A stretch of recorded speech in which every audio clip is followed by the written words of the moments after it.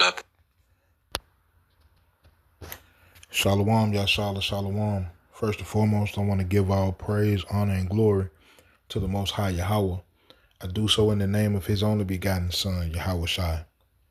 Double honors to the apostles and elders of Yashar Allah. Call Haloyam La, Yahweh Bahasham Yahweh Shai, Bahasham Harakah Kodash, for blessing our elders with the spirit of truth so that we may know. Shout out to the Akim and the Akwath that's keeping the faith in the works. Y'all keep at it. This your brother Abaya coming at you with more precepts. The book of Zephaniah chapter 1 and verse 14. The great day of Yahweh is near. It is near and hasteth greatly. Even the voice of the day of Yahweh. The mighty man shall cry there bitterly. Right? That day is a day of wrath, a day of trouble and distress, a day of wasteness and desolation, a day of darkness and gloominess, a day of clouds and thick darkness, a day of the trumpet and alarm against the fenced cities and against the high towers. All right? Yahweh Ba'ashem Yahweh Shai is returning. And how do we know? It's because of the signs. All right? Yahweh left us signs to be able to track. All right? And the reason why I'm bringing this out, I know I've been speaking about, me and the Akim have been speaking about the meeting of the generals, right? And it happened today. And the speech that really the head of the War Department and President DJ, the speech that they gave was rather telling, So let me not speak on it a little bit. Let me let this video play. I'll be back.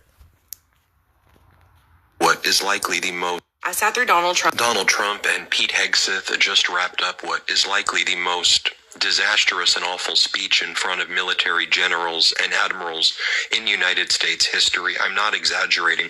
I'm just going to show you the receipts. You can see right there the military generals and admirals who were in the room who were forced to leave the bases where they were stationed across the world to listen to Donald Trump say that San Francisco, Chicago, New York, Los Angeles, they're the new war zones. It's a war from within. A major part of your mission is going to be invading these cities. This is what he says. Here, listen for yourself. Play this clip.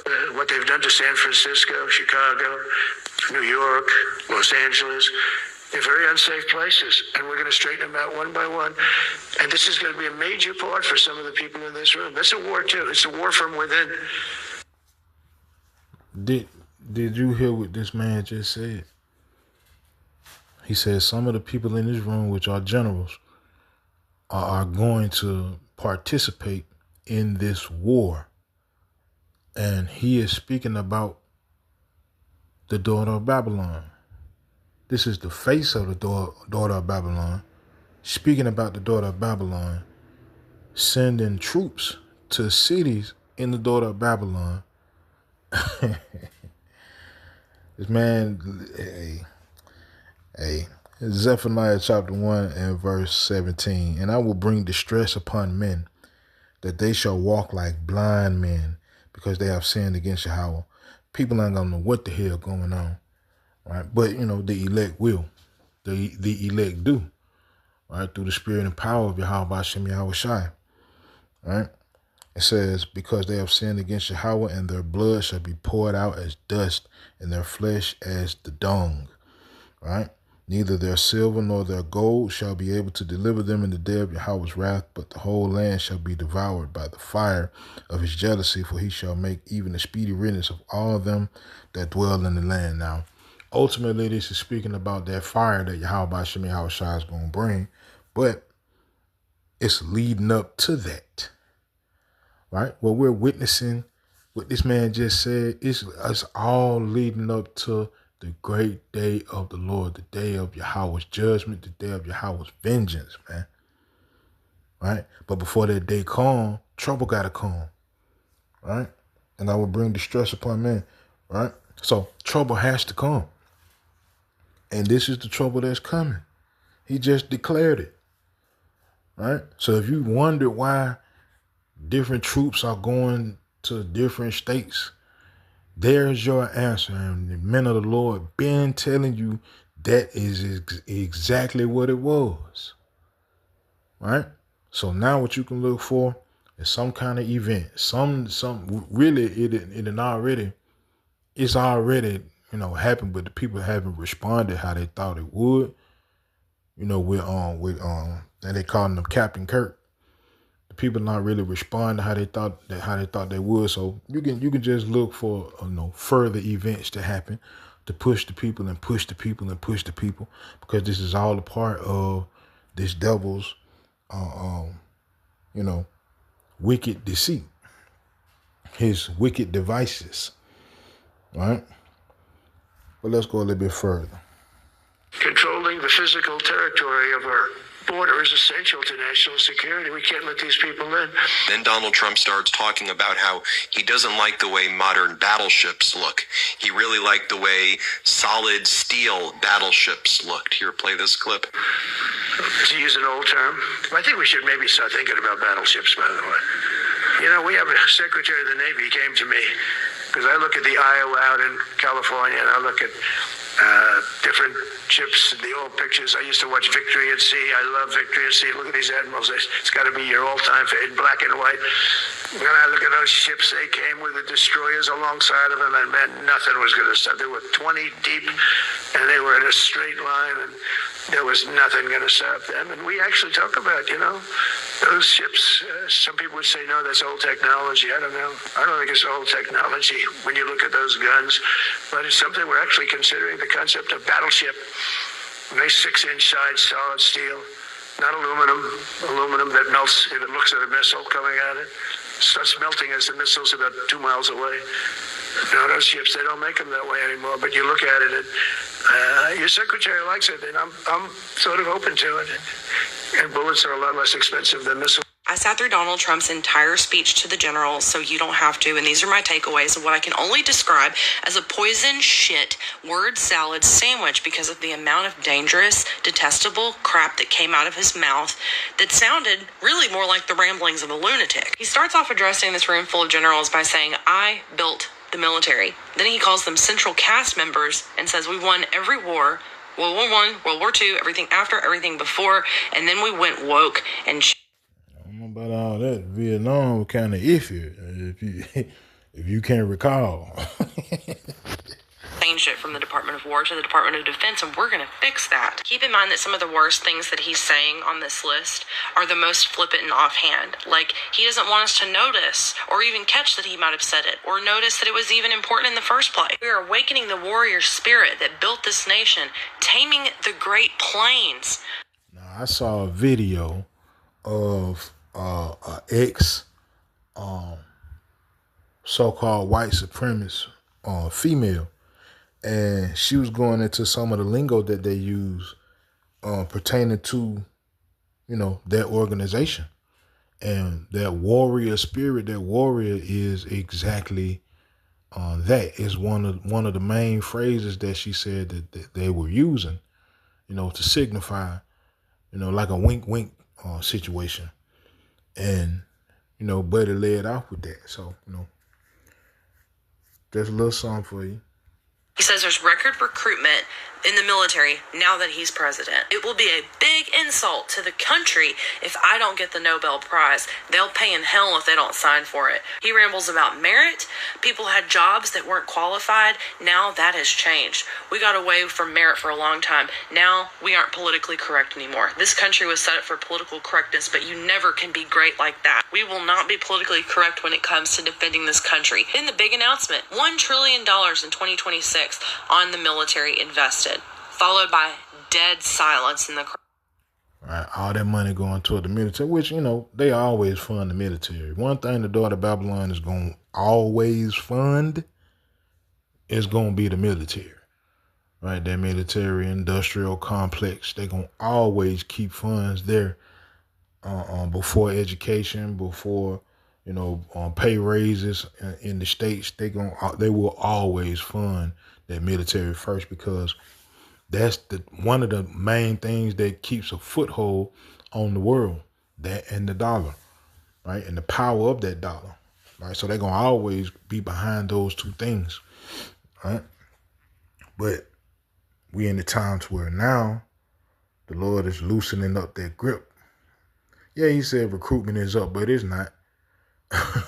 It's not. People are not joining the military, right? Mainly because of individuals that were in the military that come out and tell the truth about their experience. I myself was in the military, and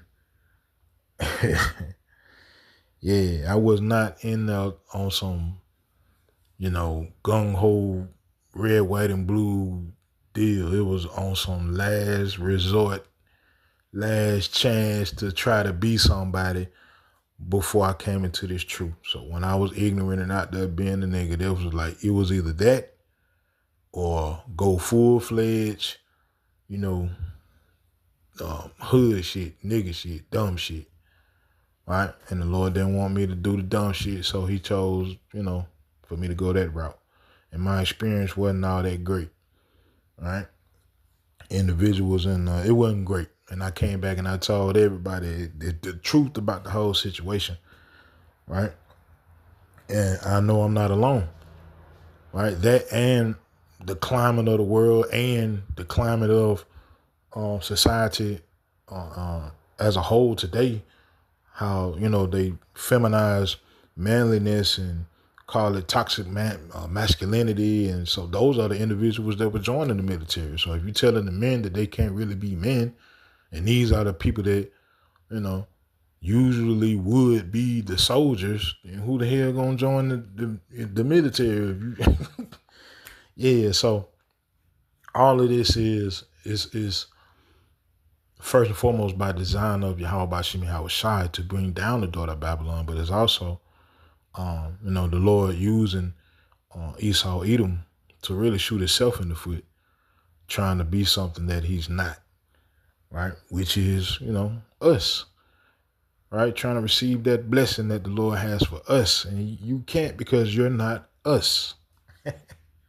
I hope you love it, ladies and gentlemen. I hope you love it. That's a lot of money.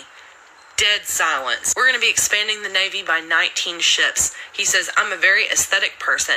I don't like some of the ships that you guys have right now. They said, well, it's stealth. That's why they look like that. I said, well, you don't have to have an ugly ship for it to be stealth. Then he claims he's going to give a 3.8% raise to every service member because Democrats never respected service members, and they do, so they're going to give them a raise. He rambles about the corrupt media to a room full of generals.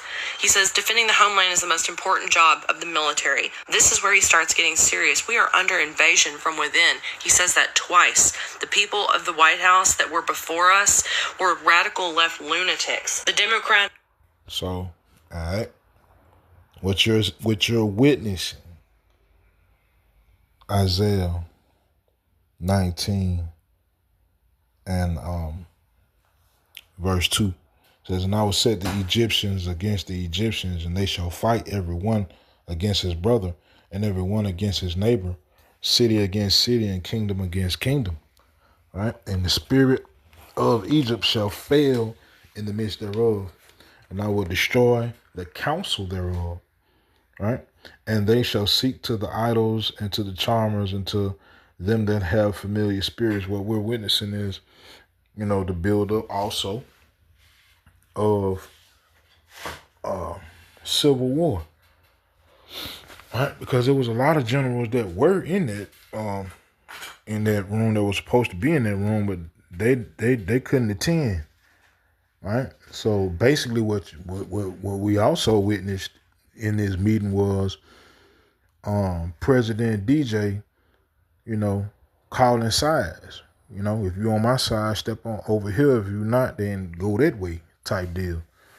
Right? So all the generals that you see in that room that he's talking to, you best believe they with him. running these cities are the worst off. They are run by radical left lunatics, and we are going to straighten them out. We are going to use some of the people in this room, in fact, to solve that. Yes, he said that. It is a war from within, based on common sense and love of country is how we operate. We should even use these dangerous cities as a training ground for our military. Then he's right. Use these dangerous cities as a training ground for the military. Go to the book, 2nd Ezra, chapter 15 and 14. All right, woe to the world and them that dwell therein, for the sword and their destruction draweth nigh, and one people shall stand up to fight against another, and swords in their hands, for there shall be sedition among men, and invading one another. They shall not regard their kings nor princes, and the course of their actions shall stand in their power. All right, so can you imagine military troops? I'm not even going to speak on, so-called blacks, because, real talk, niggas is destroyed. You have certain so-called blacks, so-called Hispanics, so-called Native Americans that was in the military and they kept it up. Their military mindset, training, and so forth and so on. They kept it up, but that's not a large number. What's really going to get Esau is Esau. Esau, because they are gung-ho patriots. They fully believe in the Constitution because it's their paperwork. It was created for them. More so than any other person, any other people that's in this land, it was created for them, by them. Right? So imagine troops going to those individuals, these different militias, and going to these folks and saying, we need your weapons. Yeah, you can't have them guns no more, cause the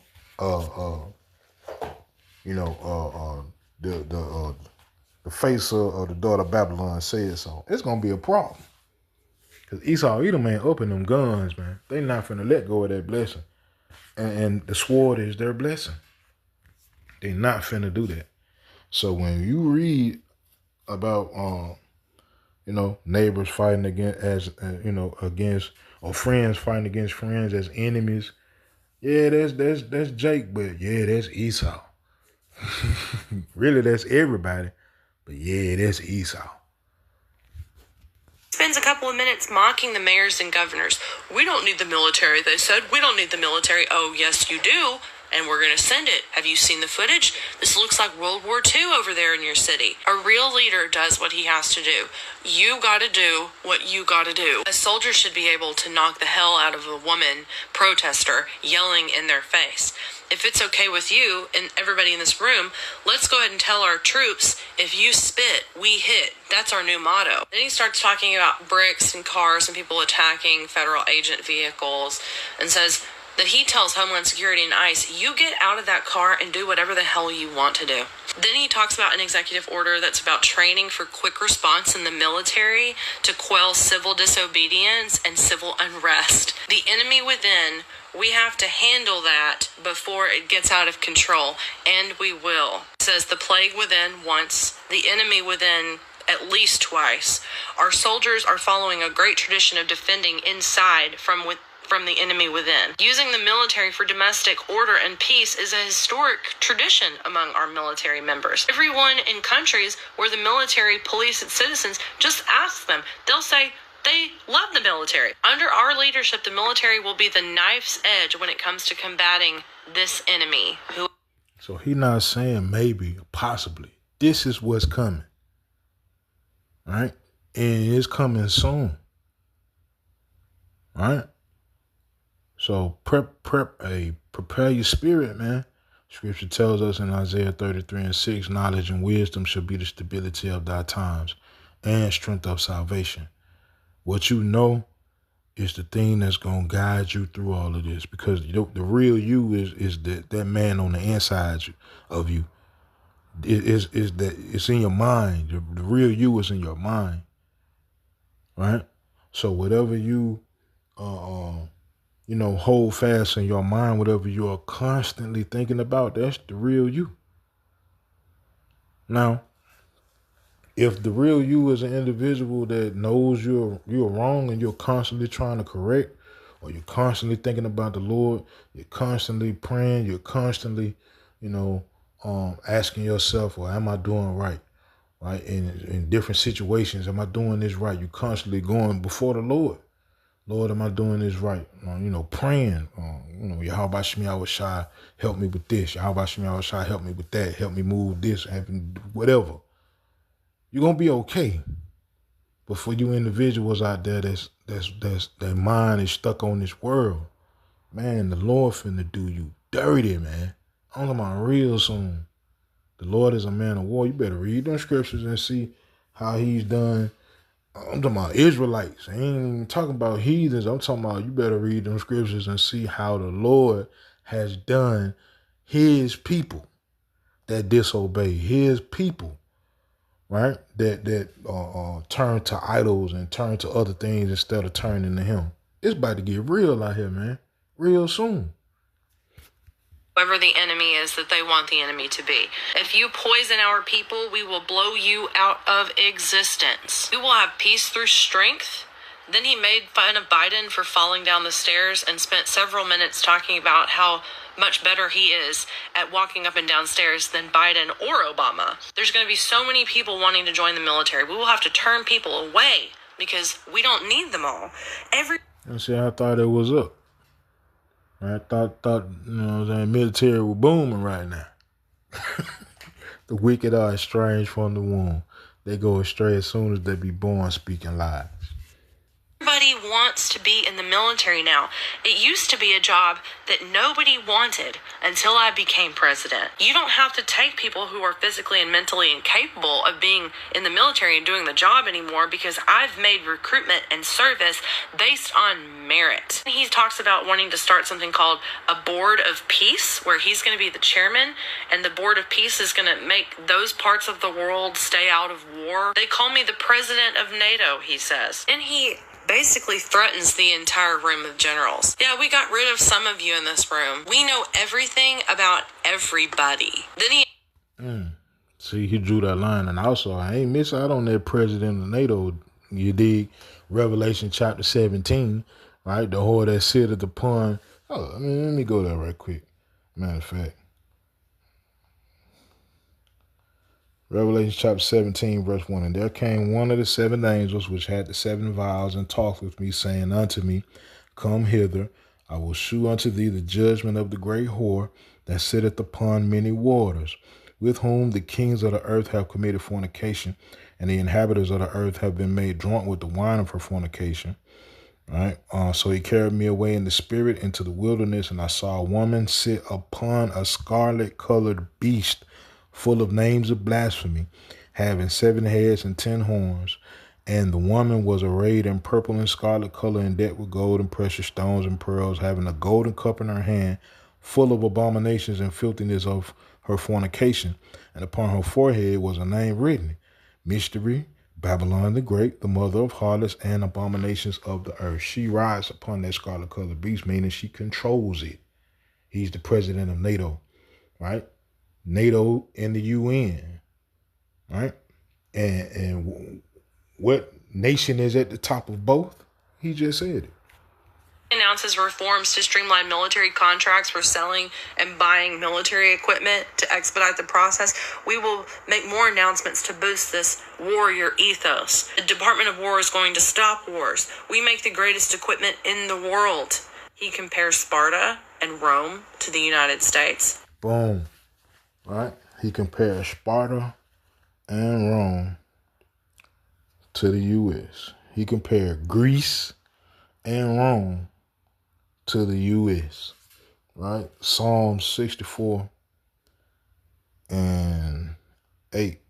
The vice president did the same thing. Right?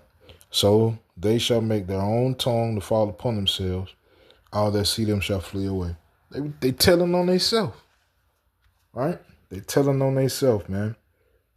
All right. Let me see. Revelation chapter 13. Let me see.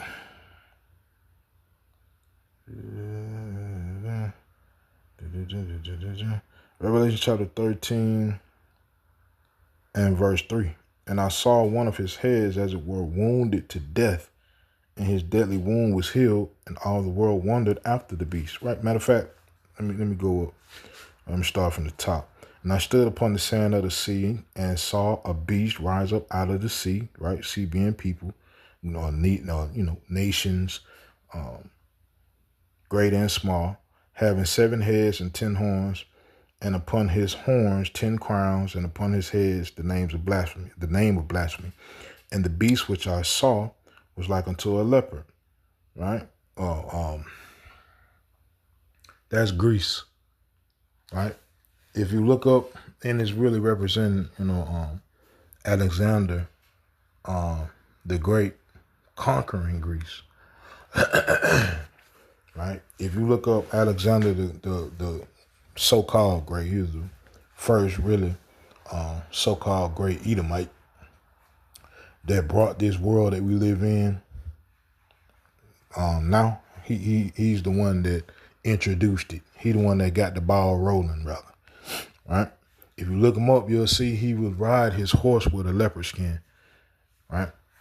It says, and his feet were as the feet of a bear, and his mouth as the mouth of a lion. And the dragon gave him his power and his seat and great authority. So, like 1 second. All right. Read that again. Revelation chapter 13 and verse 2 says, and the beast which I saw was like unto a leopard, which represents Greece, and his feet were as the feet of a bear. Now, that bear represents Russia. The feet represents the end, right? So, let me keep on. And his feet were as the feet of a bear, and his mouth as the mouth of a lion, which is Great Britain, right? And the dragon gave him his power and his seat and great authority. And I saw one of his heads as it were wounded to death, and his deadly wound was healed, and all the world wondered after the beast. Now, ultimately, that beast represents Rome, and that wound represents Rome's fall. And that wound being healed represents Rome not being all the way done away with. Right? Let me see. Salah, 1 second.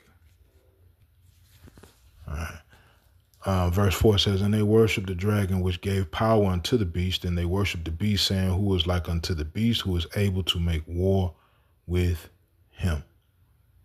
Right? And basically that's been, the daughter of Babylon's motto for real. That's what made him so proud. Like she said, old boy said, they've won every war that they've ever been involved in. But like I said, that Vietnam war was kind of shaky. But that's the pride of, Esau, Edom. And the culture and spirit of the military is what makes us great. I don't have much commentary about this. Well, clearly I did.